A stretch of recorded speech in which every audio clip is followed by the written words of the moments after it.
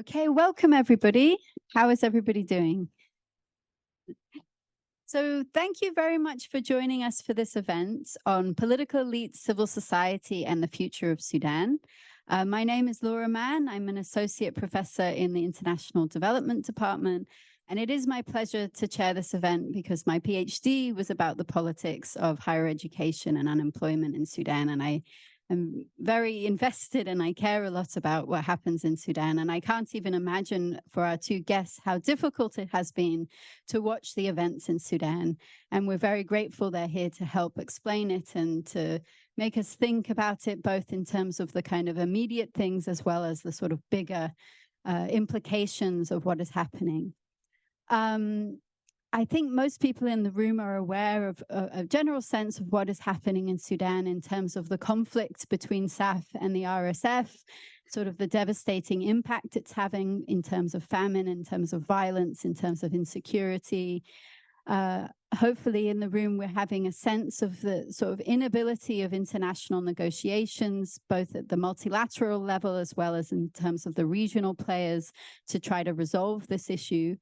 When we were discussing last week about how to approach this topic, we settled upon this idea of the role of disconnections. So disconnections between the kind of state and the Sudanese public, particularly during the transitional period, the kind of disconnections between international negotiators and domestic actors, sort of the focus on propping up these elite bargains, not really engaging with actors on the ground, like the neighborhood resistance committees, as well as the kind of disconnections internally in Sudan between Khartoum and regional areas, as well as intergenerationally.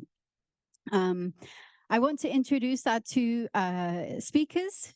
First of all, we have Mai Hassan, who is an associate professor in political science at MIT. She has an award-winning book, Regime Threats and State Solutions, Bureaucratic Loyalty and Embeddedness in Kenya, which won many awards from Foreign Affairs, from the African Studies Association, the American Political Science Association. She's currently writing a new book on mobilization under autocracy. And in addition to her academic work, she writes in sort of more popular audiences about Sudan. So I'm very happy that you're here to join us today. We also have Kholood Khair, who is a Sudanese political analyst and the founding director of Confluence Advisory, which is a think and do tank that was formerly based in Khartoum. She's also been active as a radio broadcaster, hosting and co-producing a weekly radio program, Spotlight 249, that was Sudan's first English language political discussion and debate show aimed at the Sudanese youth. She has over a decade of experience in research, more than a decade of experience in research, aid programming and policy in Sudan and across the Horn of Africa. And I'm also very, very delighted that you're here with us today. For everybody in the room, we're going to have about 35 minutes of discussion with our speakers, and then we're going to open it up for questions from the audience.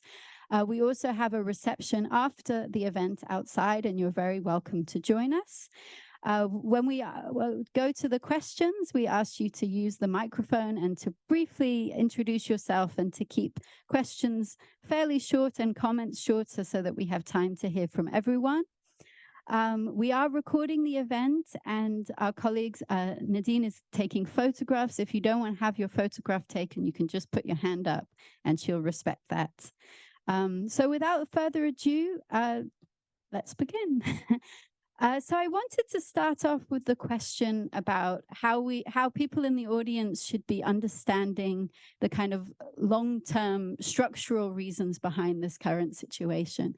So can I start with you, Mai? Hi, everyone. Thanks so much for coming. It's unfortunate that we have to have this event and that the conflict in Sudan is what's bringing us together, but it's really heartening to see so many people interested and invested in what's going on. Can you guys hear me if I sit back like this? Yeah. Okay, great. So in thinking about what are some of the broader underlying structural factors that got Sudan to where it is today, I think there are two broader frameworks that come to my mind. And the first one is about the fragmentation of the security apparatus. And in many dictatorships, not just in Africa, but across the world, many authoritarian leaders, when they come to power, are fundamentally really worried about a coup from the security services, from, the army, from other men with guns, fundamentally coming together and cooing out that leader. And so many autocrats tend to fragment their security apparatus, create parallel institutions such that it becomes more difficult for them to coordinate a coup against that leader. And in case one of them starts a coup, then another one can act as a counterweight against the one cooing out the leader. And so that's definitely what we saw. That's definitely what happened in Sudan with the creation of the rapid support forces. And they were created as a parallel force to the army. So they're created for many reasons. But one of the motivations that Omar al-Bashir had in creating this group and elevating their status was to create a counterbalance to the army that was not seen as potentially loyal as some other security agencies. So I think that's one thing to keep in mind as we think about the conflict moving forward. Another concept that has helped me understand or put Sudan within the broader context of political science and understanding of conflicts worldwide is this concept that was really I wouldn't say started, but like developed by this political scientist named Philip Rossler, and it's about the coup civil war trap. Why it is that certain countries are caught in a continuing nexus of coup, civil war, coup, civil war. And Sudan is one of the emblematic cases that he uses to build this theory out, but he thinks about an attempted coup back in the 1990s and the start of the Darfur War. But I think his framework is still applicable to what's going on today, or what happened on April 15th, when rulers who don't have full control over the country might try to incorporate a specialist in violence, someone who is in charge of an ethnic group or seen as being able to raise guns across a certain part of region of the country, and incorporate them into the regime, which is what happened with Bashir did with Hemeti. But then at some point, when that person gets to be a little bit too strong, when their access to the state has gotten them to be too powerful, then there's an instinct by the center to purge that individual and purge their people from the state. And then that purging, expels them from the country. But these people, Hemeti and the RSF had a whole host of guns precisely because they were incorporated into the state. They had access to money. And so when they were purged, they were able to use the resources that they had garnered to start this civil war. And so that's why you see this ongoing cycle oftentimes with a coup leading to a civil war. And then, if there's a negotiated settlement that brings in rivals into a state together, why this coup civil war trap can continue. And so those are two concepts that I find from political science that have been helpful in framing the contours of this conflict. Okay, can I go to you, Kholood, to talk about maybe Mai was talking about the kind of leaders in terms of the security, the fragmentation of security. If you could maybe give us a sense of the kind of political drivers and perhaps talking about the transition period, how did this fall apart in some sense? I think when we talk about the transitional period, we have to remember that the security state was so strong and it had spent so long entrenching itself in civic, political, and economic life that, a 2-year transition was never going to upend all of that. And so though we had, so many hopes that at least some of these elements of the state apparatus could be dismantled, it really was a tall order. And I think what we've seen, for example, is that during this transitional period, you had, for example, the RSF was able to actually gobble up many of the assets that the Islamists had and that were removed from them under the guise of transition. And was able to therefore entrench himself into a position where he and his coterie were almost equal to the sort of the Sudanese armed forces and the state and sort of the processes that had created them and that they had created. And this is the first time in Sudanese history that we've seen an armed actor almost equaling the state, the formal state apparatus in the case of the Sudanese armed forces. And that's why this war is, for one thing, has very sort of devastating impacts very immediately. I mean, we're only 10 months in, we're already looking at the prospect of state collapse. That hasn't happened before. It's also the reason that this war started in Khartoum, whereas successive regimes, not just Bashir's, but particularly Bashir's, was so good at compartmentalizing conflict. So the North-South war was fought almost exclusively in the South. Darfur conflict, almost exclusively in Darfur, even though these conflicts had absolutely to do with the center and the way that the center worked and frankly didn't work. And that's no longer the case. So we've actually crossed the Rubicon in many ways in terms of the nature of the conflict and the characteristics of the conflict. You also have, typical fragmentation that we've seen across the Sudanese political landscape, where you have different actors sort of starting off with a common objective and then not only breaking away, but seeking very different or divergent income streams, very different or divergent foreign policies. And this is why we get, for example, one group of international actors supporting the RSF and the other group of international supporting SAF. Now, within all this, of course, you have a set of civilians or civilian leaders. And I use this term very loosely because, of course, it's a very large, very diverse mosaic of actors. But within that, you have, a sort of a choice that they have to make. Either they stick to the morals and the objectives of non-violent action and pushing for transformational changes, or they sort of hedge their bets with one of the apex armed actors, shall we call them, in this case, the RSF or SAF. And one thing I think they, for some reason, have not grasped is that one, that will not lead to the change that actually benefits them. It's a quick way to get into power. It's not a quick way to stay in power, because of course, once you cede power over to these armed actors, you as a civilian, someone without a gun, could very easily be on the chopping block quite soon. And the second thing is that in Sudan's entire history of many conflicts, many revolutions, and many coups, it has never been an armed group that has changed regimes. It has always been non-violent action that has changed the regimes. Aboud, Nimeri, Bashir. But for some reason, the incentive structures are in place. And we have to remember that someone like Hemeti, he's the poster child for pick up a gun, wage war, get somewhere.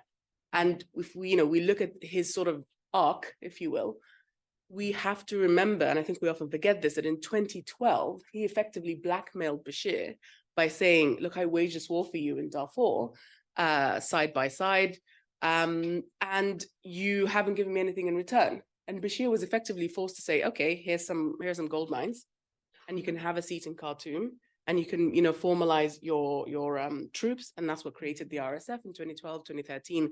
And that's really where the inflection point was.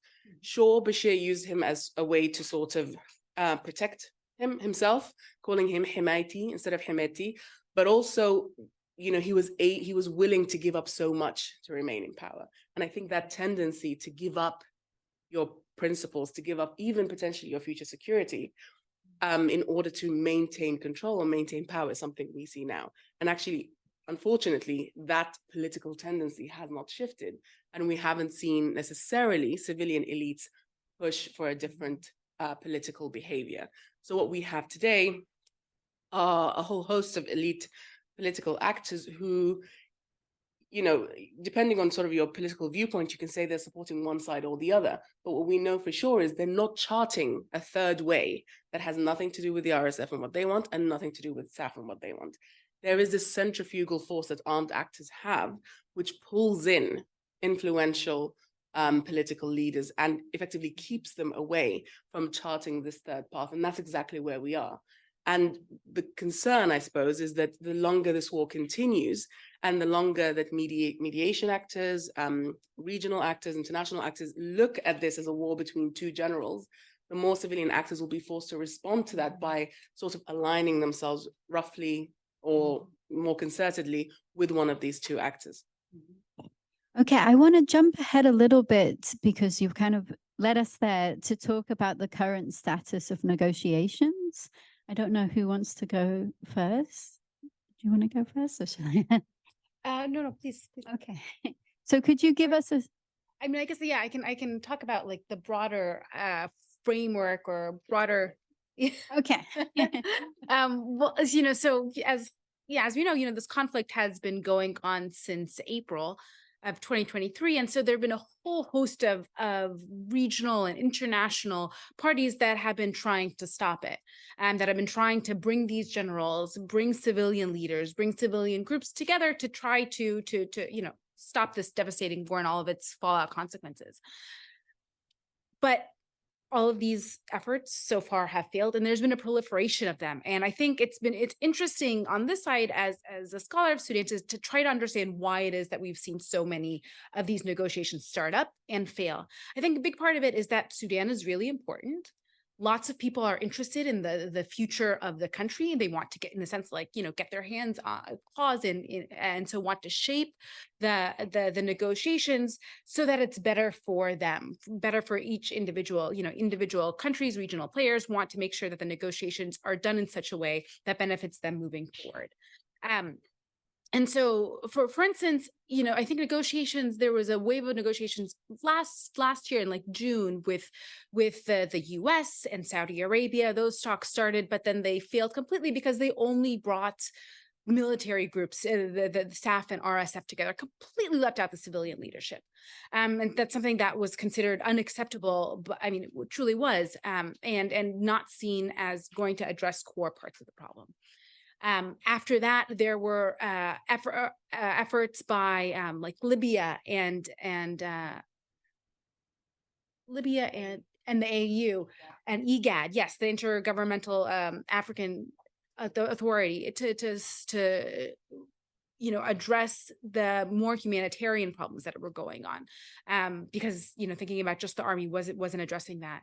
And so you just see all these different groups coming in and trying to solve one part of the negotiations at a time. I think in moving forward and thinking about what the best solution is for these international players, it's recognizing that different players have different vested interests, just recognizing that from the outset, different vested interests in Sudan. And so perhaps letting them tailor the portion of negotiation that best suits them, right? So thinking about thinking about Chad and Egypt, these are countries that are the host of so many of Sudan's displaced people. And so these are countries that should be at the forefront of aid. These are the countries that should be at the forefront of how to rebuild civil society. Though these are also authoritarian countries, and so perhaps might also make sense to bring in Kenya or Uganda there. Thinking about the US and Saudi Arabia and the UAE, these are countries that have much stronger connections with RSF and SAF. And so when we think about a future for Sudan and how to demilitarize the country, how to actually integrate this fragmented security apparatus, perhaps having those countries lead that sector of negotiations.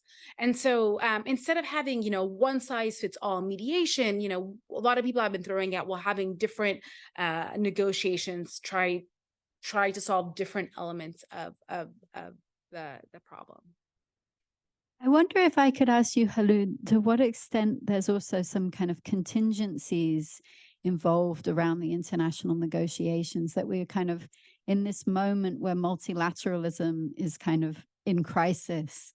We have other conflicts in the world which are kind of distracting people's attention.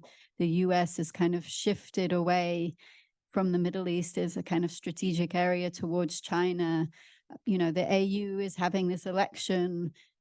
How to what extent is Sudan, although a lot of people are interested in it, it's kind of fallen out of the priorities of some of these actors? Yes, but I would say that Sudan has also fallen out of priorities of even Africa. I mean, we had an AU summit in February and Sudan was not on the docket. And it's the biggest war definitely on the African continent, but one of the biggest, if not the biggest in the world right now. So there is definitely a deficit of attention, I would say, across the board. And you're right that there has been a shift away from the US, but it's not just a shift. It's the outsourcing of US foreign policy to actors in the region, in particular Saudi Arabia and the United Arab Emirates. And the UAE skirts a very fine line. It never really goes against US interests. And that's why it has been able to maintain support from DC, despite behaving in what we would characterize as, very sort of, let's say, undemocratic ways.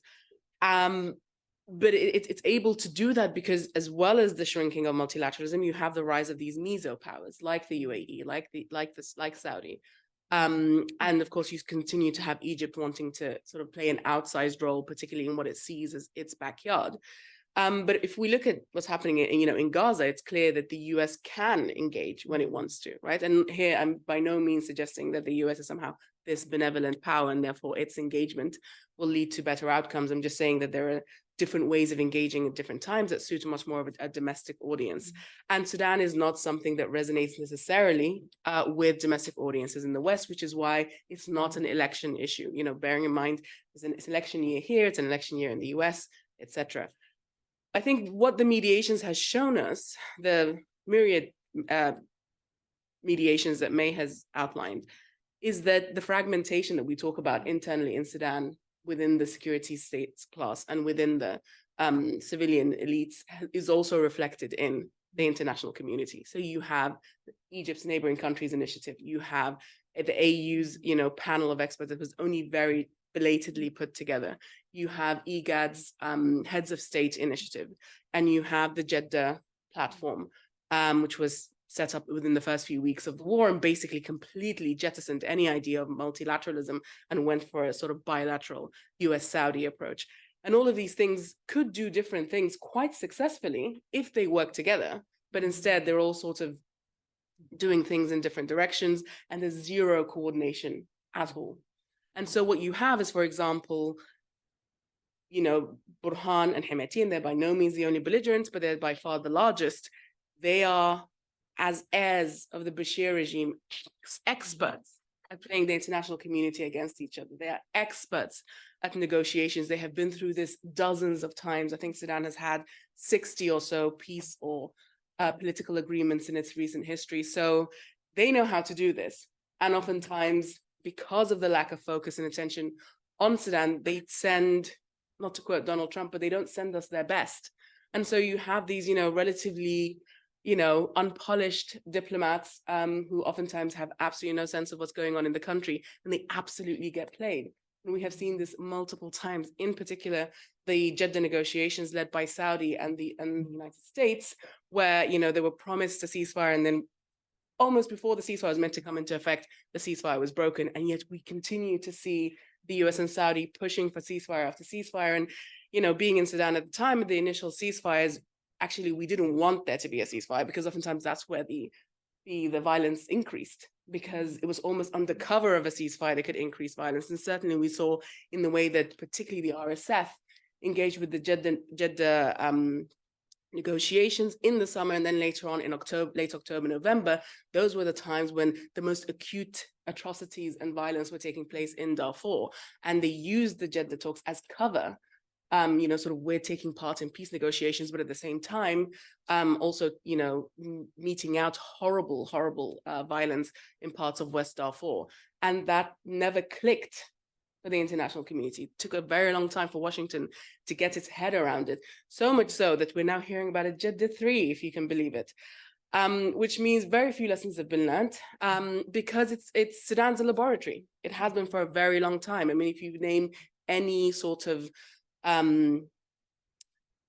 novel approach within either the aid sector or within the mediation sector, they've all been tried in Sudan because it's a country where there's very little accountability. Who's holding the international community accountable when Jeddah fails and people get killed? It's certainly not the two belligerents. It's certainly not Sudan's elites who so much rely on the international community for legitimacy that they daren't tell them that they're doing something wrong. And so it's a very difficult message to get across when you're trying to say, how about we do things differently because what we're doing currently isn't working, with someone in a 2-year rotation who doesn't really care to know what's going on in the country. So mediations need a whole rethink. I think it's time that Sudan stops being a laboratory, but it's also time that, we look more internally. Whose voices do we need to raise in order to make sure that that message gets through? What kind of partnerships do we need to make, particularly in the region, within the IGAD region, within the AU region, to make sure that actually it's being prioritized firstly at home or closer to home, and then, sort of look at this in different orders of magnitude. So I could really quickly, I was going to say, I really appreciated Kholood's point about looking more so towards the AU and IGAD because, in thinking about where the attention of where the West is, where the US is thinking, where Saudi Arabia, their attention is mostly focused on Gaza and the conflict there. And so oftentimes, many of these negotiators are thinking about their policies in Sudan almost as a policy taker to what the US has already decided on with Saudi Arabia, with the UAE, with Egypt, with regards to Gaza.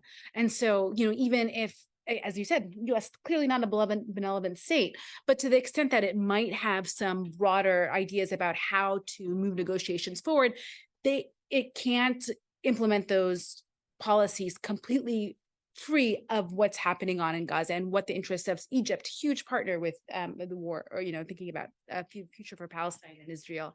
And so, in a sense, in thinking about what might be the best for Sudan as a country, you might be more thinking about negotiations that are led with partners that are thinking of Sudan as a policy maker as opposed to purely a policy taker from other conflicts. I should also say, sorry, I know you might got some questions to get, but I mean, we're also at a different time politically. When we look at the CPA, the peace process between North and South that ended in 2005 or was signed in 2005, that process from 2003 onwards, it was very much led by, sort of your classic Western countries, Norway, UK, US. We don't have that kind of setup anymore. If you want to look at sort of, who the big players are, you're looking much more in the region. You're looking at Egypt, you're looking at Saudi, you're looking at the UAE. To some degree, the AU and IGAD as well, to the extent that they can act independently of some of these regional powers. And because of that, we have to look at, what are the interests of these groups? Egypt does not want democracy in Sudan. Saudi doesn't want democracy in Sudan. The UAE doesn't want democracy in Sudan. So when we look at, okay, how do we end the fighting? We have to disaggregate that from how do we end the war? The Saudis and the Emiratis and everybody else, they might be helpful in creating the incentive structures that will end the fighting, but they cannot be, so far they have not demonstrated an ability to be the sort of midwives of a process that will end the war. And that means, frankly, we have to make that up. We sort of have to create that process where it currently doesn't exist. But the conditions right now are such that actually the fighting, it's very difficult to get the two sides to stop fighting. And even if they were in a place to do so, certainly the region is not allied to that. When the CPA took place, and it's by no means a perfect agreement, but there was consensus that this war had to end. It had been going on for 22 years, and it was about time that war ended. We don't have that consensus today in regional powers that this war needs to end. Regardless of the rhetoric, regardless of what they might say, there are very clear interests here. And I'm not saying this is entirely a proxy battle, although it is increasingly having those characteristics. But at both the domestic level and the regional level, we're just not there in terms of consensus that the fighting has to end. I want to sort of combine a couple of the questions we talked about in terms of the disconnections and the discordances and how you understand what are the fundamental disconnections that are kind of prolonging this conflict, but also in a way to pull in this idea of the role of knowledge production, the role of academic knowledge. As you said, Sudan has become a kind of experimental ground.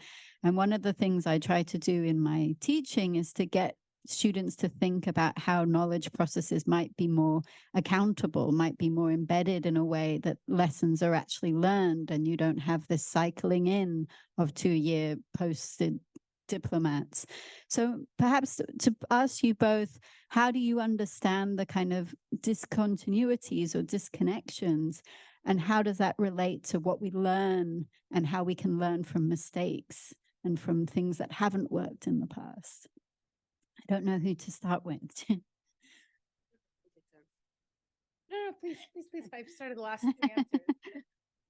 I think, it's a tough one because while we're asking these questions right now, the ability within Sudan to come up with these solutions. So, the ability for academic institutions, research institutions to function, the ability for knowledge production to take place in Sudan has been diminished far more, than it has been in the past. Well, since ever, really. So we are perhaps not going to find answers from on the ground as readily as we would like. There are a lot of people who have recently gotten out of Sudan. They're in Chad, they're in Egypt, they're in Kampala. but no one is talking to them in a way that makes sense, because these people have firsthand knowledge of what's going on. They are oftentimes very much connected as much as possible with this comms blackout to what's going on in the country. Effectively, they have their priorities right far more than the political elites that we're seeing moving on from workshop to workshop. And one of the things about, workshops are fine, but you can't have a workshop about constitutional reform when there are 2 children dying, or 13 children dying a day in a camp in Darfur. That doesn't compute.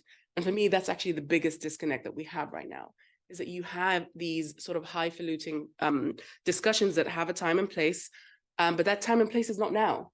As we speak, we've been talking about Sudan is approaching a famine. There's an impending famine in Sudan. That famine is here now.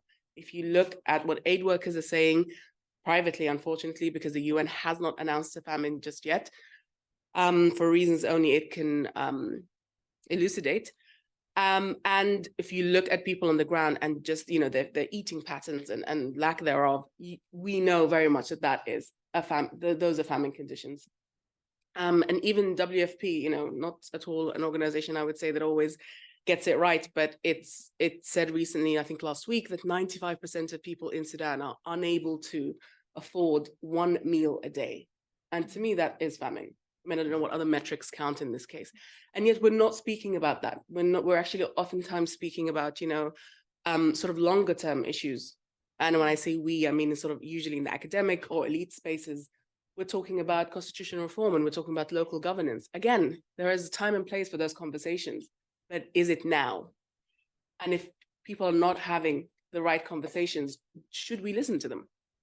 And it's those kinds of things that cause other disconnects. For example, a real life situation is going on right now. The Sudanese armed forces, which has picked, up sticks and gone to Port Sudan and created a temporary capital there. It has effectively banned aid agencies from taking aid from Chad across the border into Darfur. Now, obviously, Darfur is a place that the Sudanese armed forces has never really cared about. We know that very well from the campaigns in the early 2000s.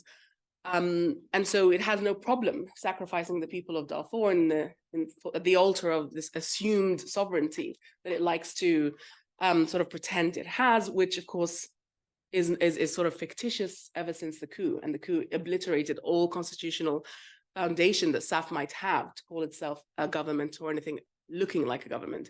And actually I blame, and this is totally, the playbook, right? Control a territory that actually it has no control over. SAF is not in control of Darfur. It is technically not in control of that border, but it is banning the UN and it's banning aid agencies from taking food from Chad into Darfur, saying that actually, the RSF could use that as a way to smuggling weapons. Well, guess what? They've been doing that since last year and you haven't lifted a finger. So again, poor reasoning. I blame the international community for this one, because you're the ones that gave SAF the impression that they could act like a government. You're the ones who led them to believe that they had any leg to stand on when it came to issues of sovereignty. As a sovereign power, if you cannot look after your people, what is the point of you? That's a very basic understanding of sovereignty.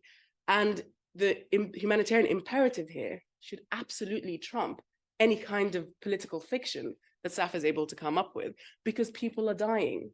But we're still having this conversation about how do we negotiate access with SAF, which to me is nonsensical. There's another big disconnect there as well. A lot of aid agencies historically, when it comes to things like this, have said, we will just inform the authorities, we will not seek permission. But that is exactly what they're doing. They're effectively seeking permission, and it's having absolutely immediate impacts because children are dying in Darfur, a place that SAF historically has not cared about, and therefore can absolutely, let die effectively. So yeah, we need to look at our assumptions. We need to look at the very recent histories. We need to look at what's politically viable. And if we do not prioritize the humanitarian imperative above all else, then we're not really having the right conversations at all. May? Going back to this idea of disconnect, something I've been thinking about more recently are the disconnections within Sudanese society. both as a member of the diaspora and trying to understand how it is that people like in the US diaspora are understanding this war, but also disconnections among Sudanese society from what I've been reading and listening to people about within Sudan itself.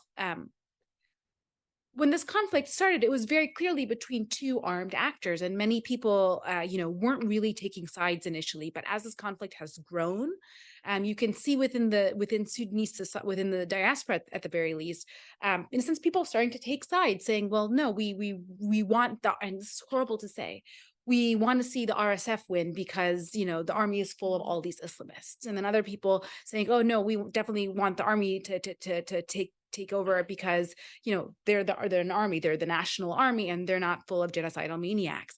But you can see these rips in the social fabric that Sudanese society for across the war in Darfur and other conflicts had been pretty unified, or at least I should say Northern Sudanese diaspora civil society. In addition, thinking about how disconnections in Sudan are starting to split as the war gets prolonged, more it's taking on a much more ethnic nature at the local level, where different groups are starting to line up behind one of the belligerents. And obviously you can see this most clearly in Darfur with the RSF committing horrible atrocities, and then in part because of that, some groups taking up arms or supporting the army, and so then conflicts just very much local, national level conflict starting to localize. And I keep wondering about, even if some kind of peace is negotiated at the level of the two belligerents, how is Sudanese society going to be repaired? Whether it's in Darfur, and thinking about how do you build peace and have people live together that had been killing each other for during this conflict, or just in the diaspora, how is it that we're going to come back together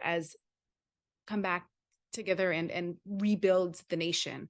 And so this idea of disconnect, I think, really extends to a lot of what's happening in Sudan, and not just now and today, but also as we go forward. I think actually that's a really important point, because we're all obviously aware of the popular mobilizations, as they call them, of SAF drumming up support amongst people who either fear the RSF or hate the RSF for either political or ethnic reasons or whatever it is. And they've been able to get these people effectively to pick up arms. And of course, for a lot of these people, it makes sense for them to pick up arms. They want to defend themselves. They want to defend their homes from looting. They want to defend their families from all the atrocities that the RSF has committed. But if we look at this sort of from the vantage point of SAF, SAF has never really had a well-functioning infantry. It has almost always outsourced its infantry by looking at popular defense forces or local tribal militias or the Janjaweed, which then became the RSF. Clearly, they have not learned this lesson, that by creating and fomenting these militias, you're actually setting up potentially you're booby trapping your future effectively. But they are so focused on surviving to fight another day that they have done this yet again. But there's also a sort of a more insidious element, or it depends on, I guess, on your perspective. But SAF is arming these people that inherently doesn't trust. SAF does not trust the youth of Sudan. The youth of Sudan rose up against SAF very unequivocally in 2018 and 2019 and pushed for the ouster of Omar al-Bashir. So it's not like they are, comfortable bedfellows, but it needs them right now. And more importantly, it knows it's playing, a sort of a very tried and tested political game of my enemy's enemy is my friend. And it knows that for a lot of people, they hate the RSF so much that they will put their lives on the line effectively, enter a 3-week training camp and then go to the front line, which is, against a militia, which is A, well armed, and B, well trained, is quite the prospect. What I think SAF is doing is booby trapping any kind of future that the RSF might have. So let's say the RSF, which is the stronger military power, is able to take over a place.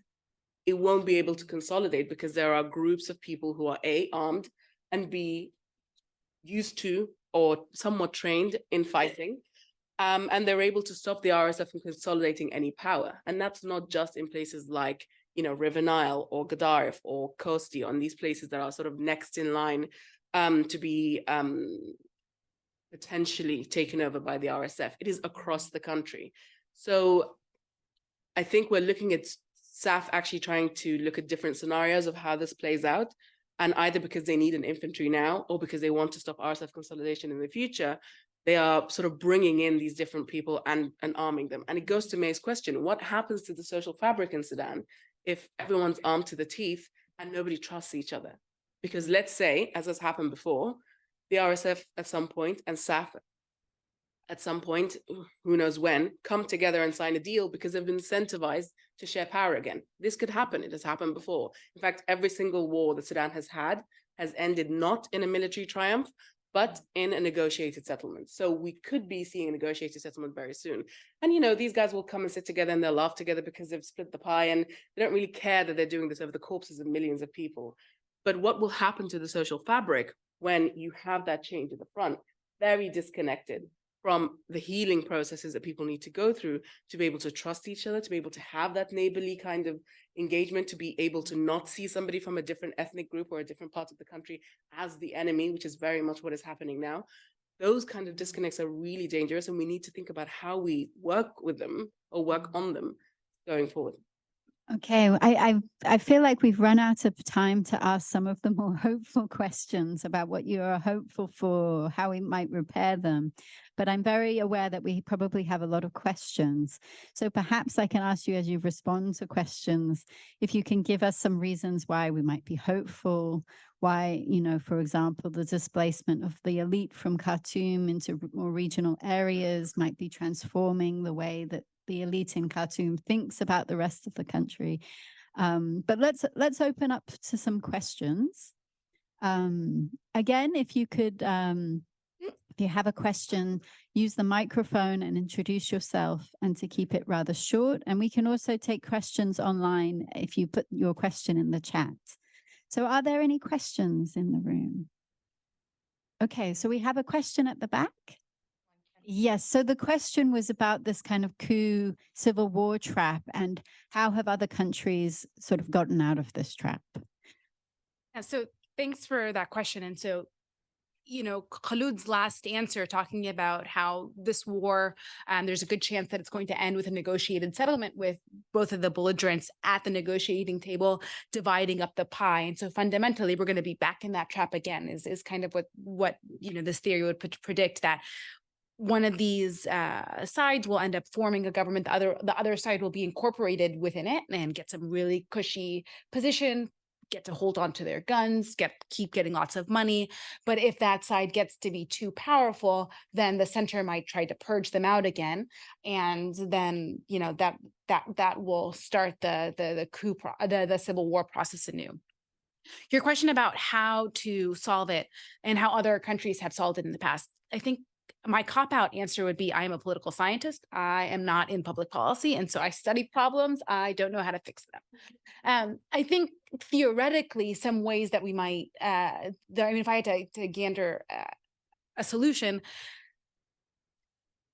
it would be about the state becoming stronger, such that whoever is fundamentally in charge does end up having the monopoly of violence over the country, such that the army, the armed forces are integrated, and there aren't like competing factions within it, that one faction of the armed forces can actually create some kind of war against the other one. So a lot of the policies that Sudan was going towards during the transition, I think, would be really helpful. Building out the state, integrating the army, dealing with a lot of having truth and justice reconciliation that builds trust in the armed forces and builds trust amongst these armed actors with each other. Those are possible solutions, but I think it's just going to be difficult. It's working now. Thank you, Professor Laura. First, let me start by saying congratulations for your first year as a tenured professor. Thank you. My question is to Mai, if I may. You had a very particular quote on the reform during Prime Minister Hamdok, and if I may read it, From one of my articles? This was just on Twitter. It was on lifting the subsidies is a political suicide. How could Hamdok's government, the revolution government, as we say, do the very same thing that triggered the protests in the first place? And I thought that was spot on, which not many people actually did see it. In how we have now the UN Special Envoy and the US Special Envoy for Sudan. How do you see them to making any difference to the way forward in Sudan? Thank you. I don't remember. Did I tweet that or did I retweet someone? Oh, no way. Twitter is forever. So the question is about subsidies are less relevant today, but it's more so about what's the specific question? So basically, Repeating history, basically. Oh, that yeah. how history is just repeating itself and why aren't people seeing that? I mean, I think it also connects to this, there's no lessons learned. During the transition, there was this focus on the macroeconomy and not on the political dynamics. And the people who are pushing that, are they ever going to take responsibility for what has happened? I mean, I think part of it is that in thinking about who was actually in the room when things are being negotiated, it tends to be a lot of the elites. And something that we were talking about here and when we had our individual meeting was this huge disconnect between elites and the grassroots. And so back then it was not understanding the economic situation that many Sudanese continue to be in 2020 and 2021. Yes, Bashir was gone, but their mouths were not being fed, right? And so in this situation, again, it's very easy to tailor negotiations and agreements to who's actually in the room. And if it doesn't address core grievances of the population, whether it's these disconnections and these ruptures within the social fabric between different ethnic groups that have been, armed and are warring against each other, whether it's not addressing the hopes and the dreams of the youth. I'm not sure why, part of it is just tough to negotiate on their behalf if these people aren't in the room. And so I think that's a fundamental problem with a lot of these negotiations, that they're not as inclusive as they should be. I mean, it goes back to what you were talking about who's taking part in these conferences and who's absent from them. And we haven't actually talked about the neighborhood resistance committees as well and sort of their role in any future. I don't know if you want to come in on this point, Kholood. It goes back to Tawfiq's question, which is how do we get out of this trap? And it seems obvious to say, but quite clearly, the problem is not SAF and the RSF per se. It is the militarized nature of Sudanese politics and the economy, increasingly, that continues giving actors very few options, that they are forced to recreate the mistakes of the past. So the obvious answer is then to dismantle that military, political and economic structure, which, to give the transitional government its props, was at least a priority that they had and something that they tried to work towards. The reason it was unsuccessful is because they were in partnership with the very people who resisted that. So there was no way that you're going to be able to make, laws, or you're going to be able to create bodies that look at dismantling these processes if you have to seek permission from the very people who want those processes to remain, and in fact, whose political future relies on them. So we got that formula, I would say, very much wrong. But May is right. I mean, with all due respect to former Prime Minister Hamdok, he'd been out of the country for 30 years. And by the time he came back in, I would say he had a very little idea about what the political and economic realities of people were and what the priorities of people were. And he very much has this UN lens of looking at the macroeconomy, or at least the macro picture, actually across the board. And so for him, the stated aims of the transitional government, there were 10, but the top two were peace and the economy, and fixing the economy. But the prescriptions of that, with peace, we got the Juba Peace Agreement, which was, if anybody has read around that agreement, they would know that actually it drove conflict rather than made peace, and set us up for the coup of 2021. And then on the economy front, it's, the IMF and the World Bank always say, float your currency, devalue, remove subsidies. And that's exactly what the transitional government did. without recognizing what the impacts, or I should say, perhaps ignoring what the impacts of that would be.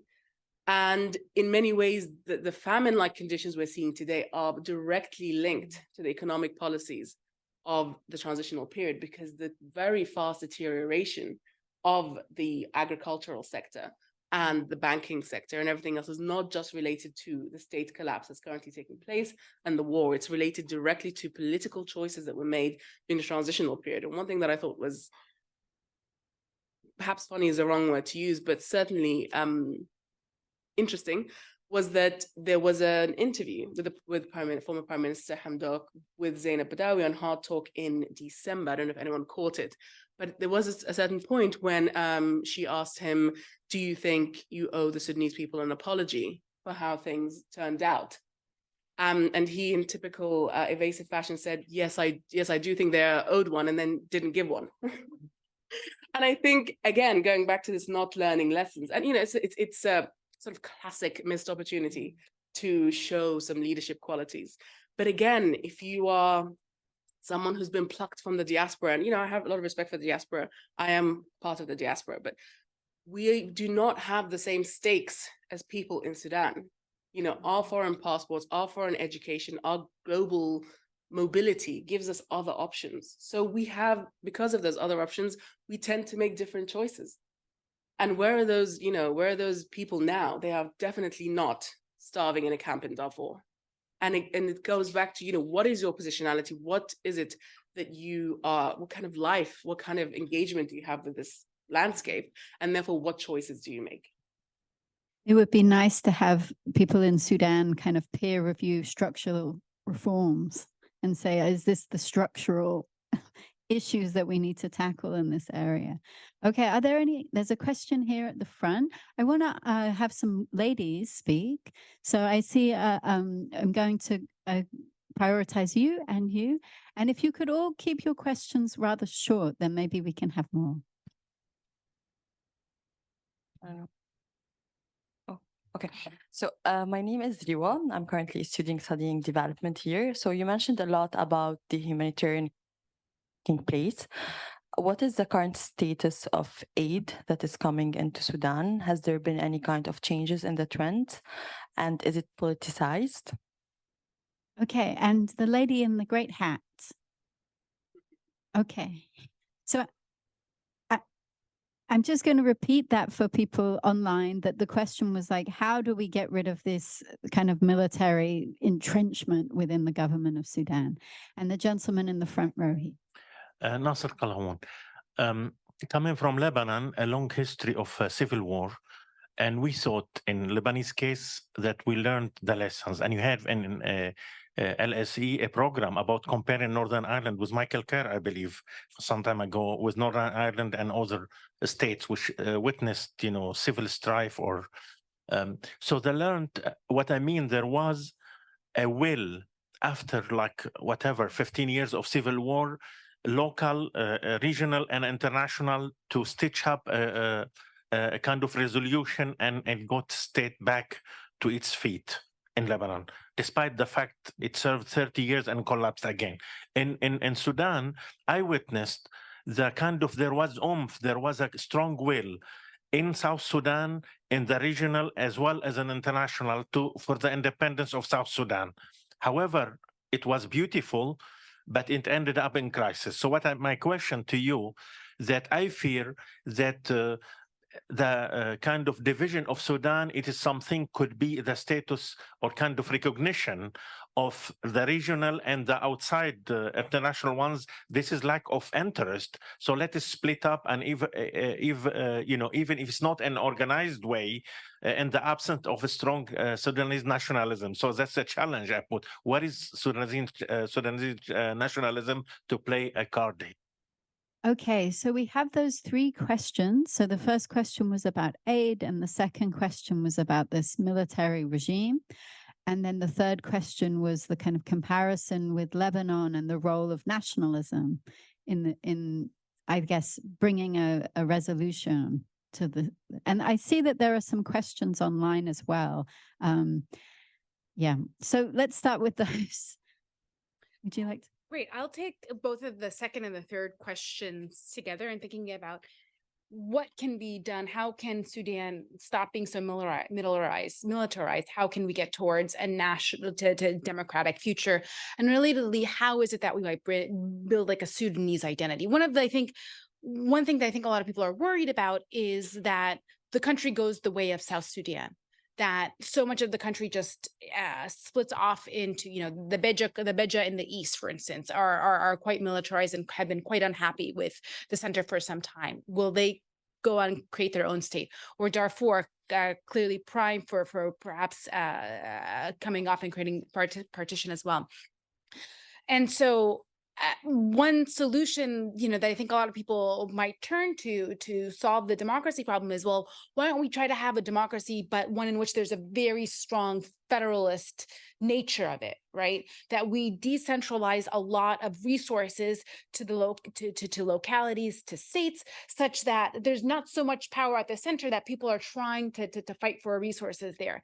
But the flip side of that then is that by empowering these regions, to what extent might this end up, if we devolve sufficient power to and resources to certain areas, will those areas not be content with national agreements and feel more regionally connected than nationally and break off to their own country? And so I think a lot of people, there might be a lot of institutional solutions that people could throw up there and say, well, we could try this, have a constitution that's baked in this or that. I don't know what the answer is, because I think there's always going to be a negative side to it. And there's always pros and cons to any kind of formal institutional arrangement that are created. So I guess I don't know is the answer. Yeah. That's one thing we learn, I think, or we should have learned from South Sudan, is that breaking away does not give you is not the answer, right? And in fact, those problems remain and, plague that new entity, whether it's a new country or a new province or whatever it is, and sort of continue to last, and in fact get deeper and get more entrenched and potentially create a new set of problems. So I think partition is not the way. Federalism has its limits. I think fiscal federalism is important, but Sudan's problem from the beginning was that it never had a national identity that was plural and inclusive. And that is actually what's driving all of the conflicts that we've had. And it's what's driving all of the protests that we've had. And it's what's driving all the instability that we've had. And unless that is something that is centered and given its due attention, we're going to continue being caught in this trap. And so to partially answer Tawfiq's question and the lady's question is, we need to look at what is happening in Sudan right now and completely flip the script. So rather than have, for example, the military be at the center of the economy and politics, we move it to the outskirts. Obviously, that is quite difficult to do, but we need to start somewhere. We need to start that process somewhere. And actually, I would argue that looking at Sudan's history since independence, there has never been a better time to do that, because it is at this moment that everyone in the country of Sudan knows what it's like to live under war. And they know what it's like to be at the butt end of state violence. That was not the case before. You had people in the center in different parts of the north who, yes, may have been marginalized in different ways, economically especially, but they never really felt what people in Blue Nile and what is now South Sudan and Darfur had felt. So you have this common experience that is able to at least start us, I think, to have the right conversation about what is it we don't want for ourselves collectively. And that collective element, as I think, is what we've been missing for a very long time. The unfortunate thing is, as Mai said, this war is also giving us a lot of polarization, particularly on the ethnic front. So we have to mitigate that as much as possible and not let the belligerents really drive that narrative, and then look at ways of creating that national identity and make it as plural as possible, and make it something that is not centered around trying to get one up on each other in a very corrupt system, but doing away with that system altogether. So that's where we should be investing. The question about aid, I think, is a really critical one. Aid is always political. So it's not like we can sort of say, well, this is aid and this is the politics.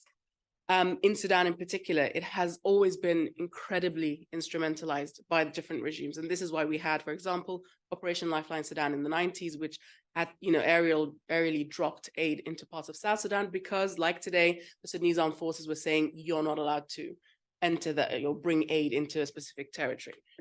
So again, Sudan is a case study of how to do, of sort of the pitfalls, I guess, of aid practices. And if we don't learn those lessons, we're going to absolutely be repeating that.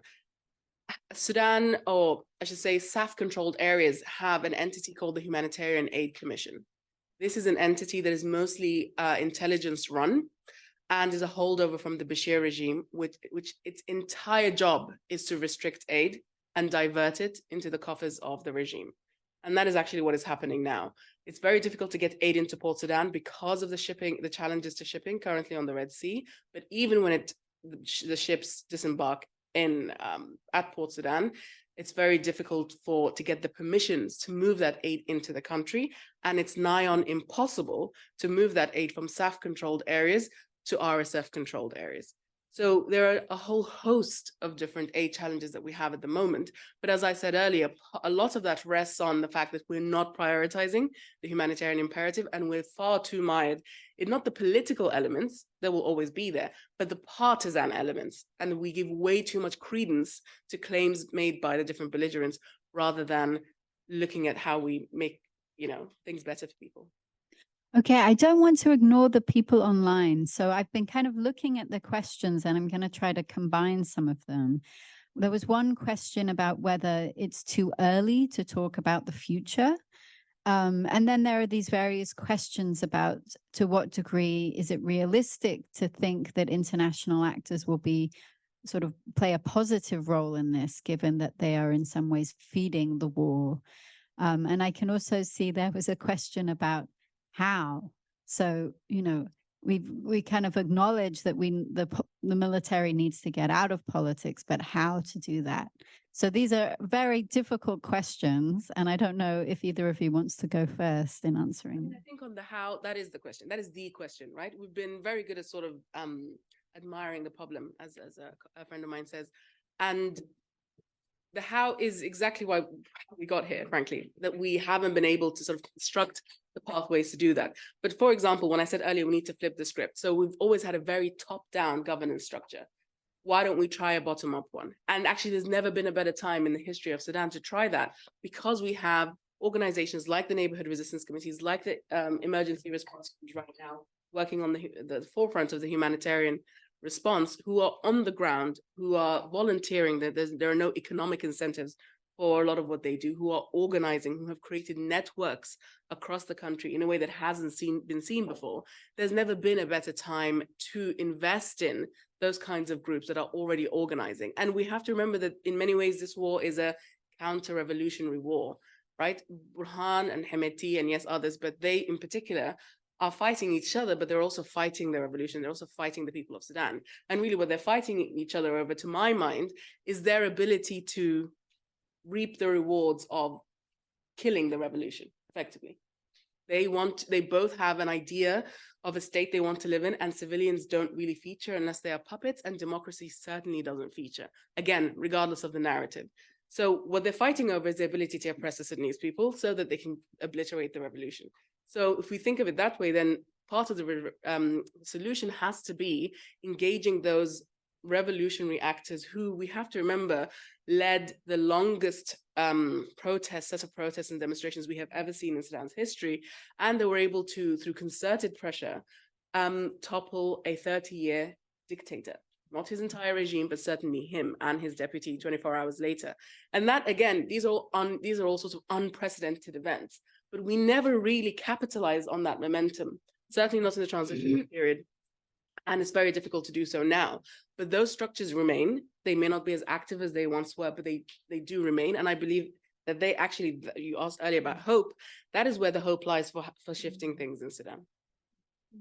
May, do you want to jump into any of those questions? The how, whether international actors, whether we can realistically see them as being productive and constructive.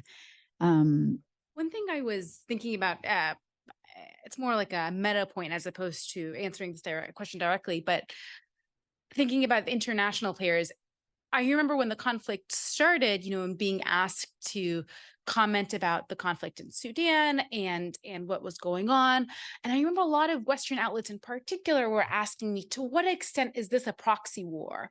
To what extent is this like a proxy for what's going on between Ethiopia and Egypt on the Nile, or Russia and the West and Wagner Group with regards to Ukraine? And I remember I really resented those questions, that in a sense, like, we have our own internal problems, and like, don't minimize the problems of Sudan and the real legitimate cleavages and divisions within the country. In a sense, like, we can make our own war. We don't need any foreign actors to meddle in. Quite the badge of honor. Exactly. But as time has gone forward, I've really rethought that question. I think, it's still very much an internal war caused by domestic causes. But as the conflict has grown and as it's continued, you're starting to see more and more that the RSF and SAF are really waged in a war of attrition. And here it's not so much like how well their fighters can fight, or how well they, how they're able to shift the actual battlefield to places that are better for them.